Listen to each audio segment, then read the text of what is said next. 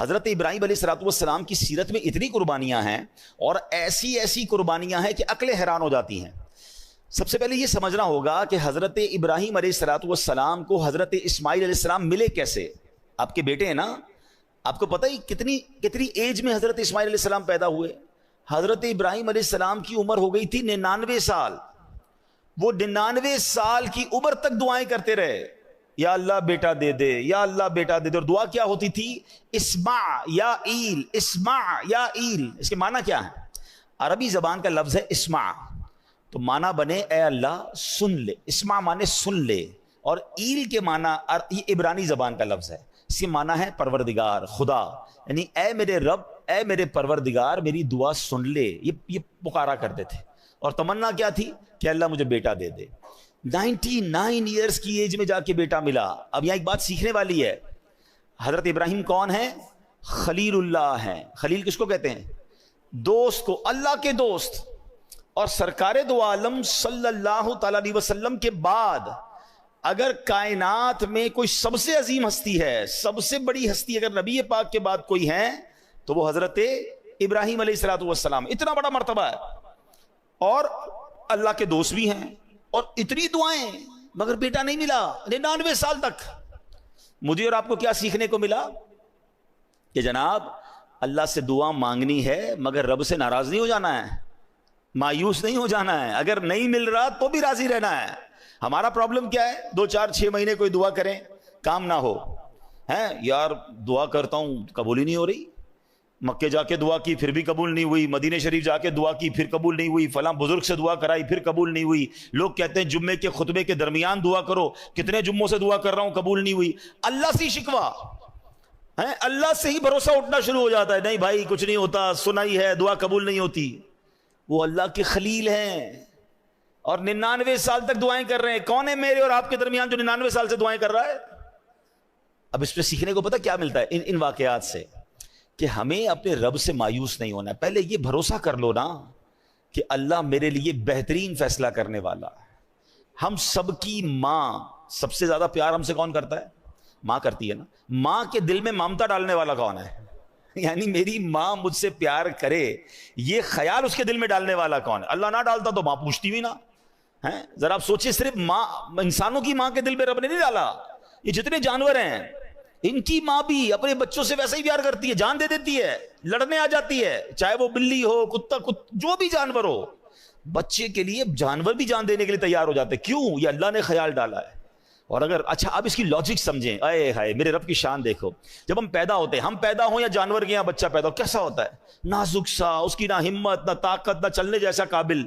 اگر ماں باپ بچہ پیدا کرنے کے بعد بچے سے محبت ہی نہ کریں، خیال ہی نہ کریں، تو بچہ تو مر جائے گا نا، اس کو تو خادم چاہیے۔ آپ اگر غور کریں نا، بچے کے پیدا ہوتے ہی اس کو 2 خادم چاہیے ہوتے ہیں۔ ایک اس کے کھانے پینے، جس کو کہیں ورزش، مالش، صفائی ستھرائی کرنے والی ایک خادمہ چاہیے بچے کو، اور ایک اس کے لیے خرچ کرنے والا بندہ بھی چاہیے۔ اللہ نے کیسا انتظام کیا کہ ماں بچے کی باقاعدہ خادمہ بنتی ہے، اس کی گندگی بھی صاف کر رہی ہے، اس کو روز مالش بھی کر رہی ہے، اس کو کپڑے بھی پہنا رہی ہے، وہ روئے تو ماں تکلیف میں ہے، وہ اٹھ جائے تو ماں اٹھ جائے، اس کے جسم میں اللہ نے ایسی خوراک دی کہ ماں اسے دودھ بھی پلا رہی ہے۔ یعنی اللہ نے کیسی ہم سب کے لیے انتظام کیا کہ اس کے دل میں ایسی چیز ڈال دی کہ وہ اپنے آرام نہیں دیکھے گی، بچے کا آرام دیکھے گی۔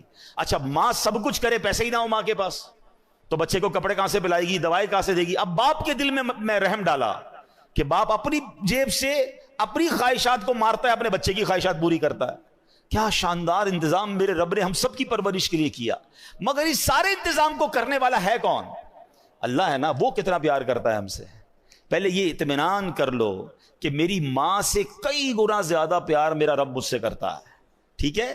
تو جب رب مجھ سے اتنا پیار کرتا ہے اور وہ نہیں دے رہا ہے، میں مانگ رہا ہوں پھر بھی نہیں دے رہا ہے، میں رو رہا ہوں پھر بھی نہیں مل رہا ہے، تو پھر یقین کر لو نا یہی میرے لیے بہتر ہوگا، یہی میرے لیے اچھا ہوگا۔ میں نے کئی بار اپنے بیانات میں ایک ایگزامپل دی ہے سمجھانے کے لیے، آج پھر دے دیتا ہوں، شاید کسی کا دل میں اطمینان آ جائے۔ کئی لوگ ہوتے ہیں بیچارے پریشان ہوتے ہیں اور کنفیوز بھی رہتے ہیں، یار دعائیں مانگتے ہیں پتہ نہیں کیوں مسئلہ حل نہیں ہو رہا۔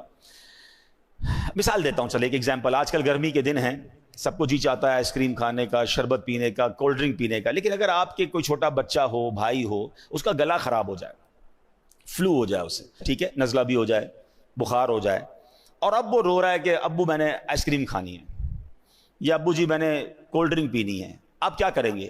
کھلائیں گے اسے؟ بتائیے نا، کولڈ ڈرنک پلائیں گے؟ اچھا وہ رو رہا ہے، نہیں نہیں میں نے پینی ہے، وہ بہت زور زور سے رو رہا ہے، آپ پلا دیں گے اسے؟ اچھا آپ کا کوئی دوست برابر میں آپ کے بیٹھا ہے، وہ کہ یار کیسے ظالم والد ہو یار، بچہ رو رہا ہے، پلا دو نا اسے آئس کریم، دے دو آئس کریم، کھلا دو یا کولڈ ڈرنک پلا دو۔ آپ ایک جواب دیں گے، میں والد ہوں، مجھے پتا ہے میرے بچے کو کب کیا دینا ہے، ابھی دوں گا بیمار ہو جائے گا، ابھی دوں گا اس کا گلا اور خراب ہو جائے گا، اس کو رونے دو، اس کو نہ دینا اس کے لیے اچھا ہے۔ ایسا ہی ہے نا؟ اب ذرا دل کے کانوں سے میرا جملہ سننا، آپ والد ہیں، آپ کو پتا ہے بچے کو کب کیا دینا ہے، میرے خالق کو نہیں پتا مجھے کب کیا دینا ہے؟ بات اگر یہ سمجھ آ گئی نا جس دن کہ میں رو رہا ہوں وہ نہیں دے رہا، میں تڑپ رہا ہوں وہ نہیں دے رہا، میں گڑ گڑا رہا ہوں وہ نہیں دے رہا، اب بندہ سمجھ جائے یہی میرے لیے بہتر ہے، میرا رب بہترین فیصلہ کرنے والا ہے، میری ماں سے زیادہ جب چاہنے والا ہے تو ڈیسیشن بھی بہترین ہوگا نا۔ اور ایسا لکھا کتابوں میں، روایتوں میں یہ مضمون ہے، کسی کا غریب رہنا اس کے لیے اچھا ہے اور کسی کا امیر بننا اس کے ایمان کے لیے اچھا ہے، کیونکہ اگر اس کو غریب کو امیر بنا دیا جاتا تو وہ پیسے کے اندر ایسا گم ہو جاتا کہ آگے جا کے اس کا ایمان بھی برباد ہو جانا تھا۔ تو رب جانتا ہے کہ اس کا غریب رہنا بہتر ہے، کسی کو امیر بنایا اس کے لیے دنیا اور آخرت کے امیر رہنا اچھا تھا، غربت ہوتی تو کہیں یہ کفر کر لیتا، تو ہمیں نہیں پتا ہوتا یہ اللہ کی تقسیم ہے، کوئی صحت مند رہتا ہے، کوئی بیمار رہتا ہے، کوئی خوش رہتا ہے، کوئی پریشان رہتا ہے، ارے یہ رب کے فیصلے ہیں، وہ ہم سے بہتر جاننے والا ہے۔ اور بعض اوقات جب نہیں ملتا نا اور اس کے کچھ عرصے بعد ملتا ہے تو عقل حیران ہو جاتی ہے کہ واقعی کمال فیصلہ تھا، یہی میرے لیے بہتر تھا۔ بے اولاد روتے ہیں اولاد نہیں مل رہی ہیں، در در جاتے ہیں دعائیں کرتے نہیں ملتی اولاد، کیا پتہ ایسی اولاد لکھی ہو اس کے نصیب میں کہ جو بڑے ہو کر ماں باپ کو مار کے گھر سے ہی نکالنا تھا۔ ہم نہیں سنتے بعض اوقات ماں باپ کہتے تو پیدا ہی نہ ہوتا تو اچھا تھا، اتنا بچہ تنگ کرتا ہے، تو یہ اللہ کے فیصلے ہیں۔ تو سبحان اللہ، حضرت ابراہیم 99 سال تک دعا کرتے رہے، اب جب دعا ہو گئی حضرت اسماعیل مل گئے۔ اب مجھے بتاؤ جس کو 15-20 سال بعد اولاد ملے تو وہ کتنا پیار کرتا ہے اپنے بچے کو، گود سے لگائے رکھتا ہے کہ اب تو پیر بھی زمین پر نہ رہے ہیں۔ مگر پہلا امتحان کیا تھا کہ اس دودھ پیتے بچے اور اس کی ماں کو ایک ایسے صحرا میں چھوڑ کر آ جاؤ کہ جہاں کوئی آبادی نہیں ہے۔ آپ امیجن کر سکتے ہیں کہ آپ اپنی زوجہ اور اپنے بچے کو کسی میدان میں ریگستان میں چھوڑ کر آ جائیں، اور وہ بھی وہ بچہ جو اتنی دعاؤں کے بعد ملا ہو، مگر اللہ کا حکم تھا آپ چھوڑ کر آ گئے۔ وہ واقعہ طویل ہے، پھر کسی دن اس کو ڈسکس کریں گے۔ آپ نے سنا ہوگا کہ کس طرح بی بی ہاجرہ جو ہے صفا مروہ کے درمیان دوڑی، کس طرح حضرت اسماعیل کے قدموں سے زمزم جاری ہوا، اور پھر کس طرح مکہ آباد ہوا، سبحان اللہ۔ مگر پہلے قربانی تو سوچو کیسی تھی کہ ماں ہے، بچہ ہے، تھوڑا سا پانی اور کھانا ہے اور وہ ختم ہو گیا، اور اب کچھ نہیں ہے مگر اللہ پر بھروسہ ہے۔ اس خاندان کی قربانیاں تو سوچو۔